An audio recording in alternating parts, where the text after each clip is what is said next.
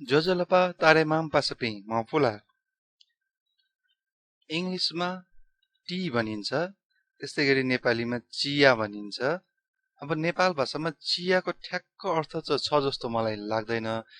जुन हामीले अब साहित्यको बुकहरू अथवा डिक्सनरीहरू हेर्दाखेरि पनि चियाको ठ्याक्क मिनिङ चाहिँ छ जस्तो लाग्दैन। किन भन्दाखेरि चिया पछि मात्र आएको हो।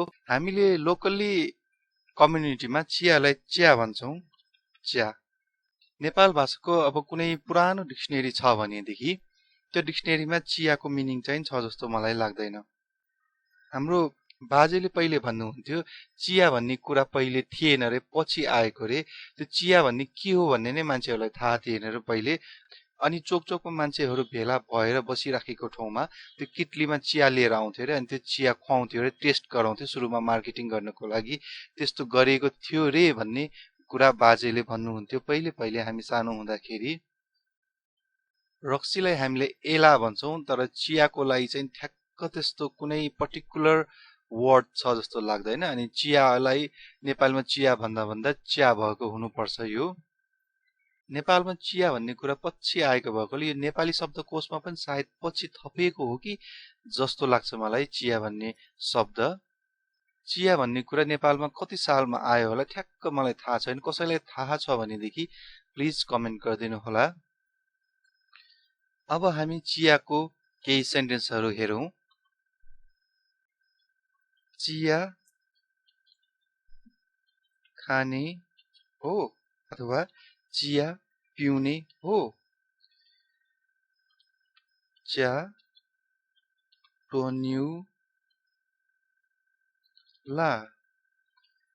च्या टोन्युला। यो टोन्यु भन्ने ठ्याक्क यसको ट्रान्सलेसन के हो भन्दाखेरि यो टोन्युको अर्थ पिउने हो। खाने भन्दाखेरि चाहिँ अब नेउला भन्छ। हामीले नर्मल्ली च्या नेउला भन्दैनौँ। नेपालीमा चाहिँ च्या खाने हो पनि भन्छौँ, तर नेपाल भाषामा हामीले च्या नेउला भन्दैनौँ। चिया पिउने हो अर्थात् च्या टोन्युला, टोन्यु अर्थात् पिउने। खाने भन्नु पर्यो भने नेउला। त्यस्तै अब अर्को सेन्टेन्स हेरौँ। ए कान्छी चिया ल्याऊ। अब यसलाई नेपाल भाषामा ए कान्छी च्या हजी। ए कान्छी च्या हजी, हजी अर्थात् ल्याऊ भन्नु पर्यो भने हामीले हजी भन्छौँ। अब हामी कुनै पसलमा गयौँ, अब पसलमा चिया छ भनेर सोध्नु पर्यो भने ए साउनी अथवा साउजी पनि हुन सक्छ। चिया छ। अब नेपाल भाषामा ए साउनी च्या दुला। ए साउनी च्या दुला, दुलाको अर्थ छ भनेर सोधेको हो।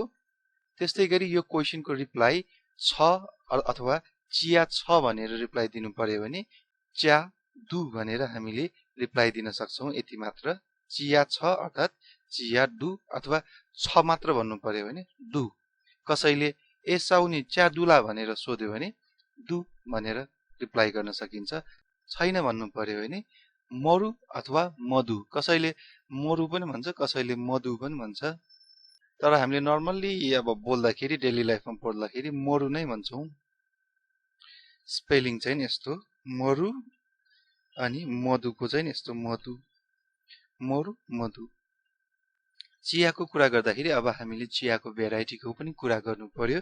दुध हालेको चिया मिल्क टी भन्नु पर्यो भने मिल्क टी अथवा दुध हालेको चिया। दुरु दु च्या, दुरु दु च्या। दुरु अर्थात् दुध भयो, दु अर्थात् दु मात्र होइन दु, यस्तो उ आउँछ दु, दु अर्थात् भएको, दुध भएको चिया, दुरु दु च्या। त्यस्तै गरी ब्ल्याक टी भन्नु पर्यो भने अथवा कालो चिया ब्ल्याक टी। हा कु, यसमा हामीले हाकु मात्र होइन हाकु हाकु च्या हाकु च्या अर्थात ब्ल्याक टी दुध भएकोलाई दुधु च्या अथवा तुयु च्या पनि भन्छ कसैले तर तुयु च्या नर्मल्ली भन्दैन तुयु भन्नाले सेतो चिया भन्न खोजेको हो तर सेतो चिया त भन्दैन धेरै जस्तो दुरु दुध चिया नै भन्छ अब कालो कि सेतो भन्नु पर्यो भने हाकु कि तुयु भनेर हामीले यसरी सोध्न सक्छौं त्यस्तै गरी अब चिया पकाउ भन्नु पर्यो भनेदेखि च्या द्याकी च्या द्याकी अर्थात चिया पकाउ अथवा चिया उमाल भन्न खोजेको दुध उमाल भन्नु पर्यो भने पनि दुरु द्याकी भन्छौं त्यस्तै गरी त्यो दुध उमालिसकेपछि हामीले अब अलि सेलाउनलाई राख्छौं दुध सेलाउनलाई राखिसकेपछि केही टाइम पछि दुधको माथि एउटा लेयर बस्छ त्यसलाई नेपालीमा के भन्छ मलाई त ठ्याक्क थाहा भएन कोही साथीलाई थाहा छ भने प्लिज कमेन्ट गर्नु होला त्यसलाई नेपाल भाषामा चाहिँ दुरु पुई भन्छ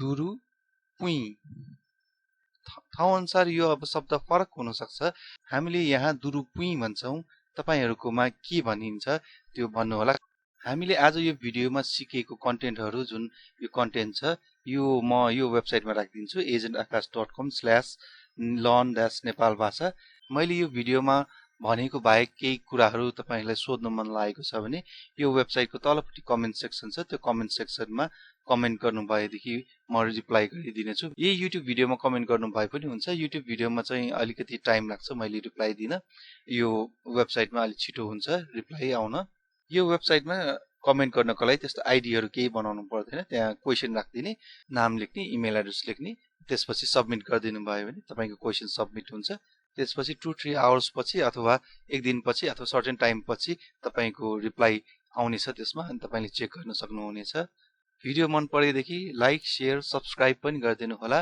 फेसबुक ग्रुपतिर पनि शेयर गरिदिनु होला थ्यांक यू शुभ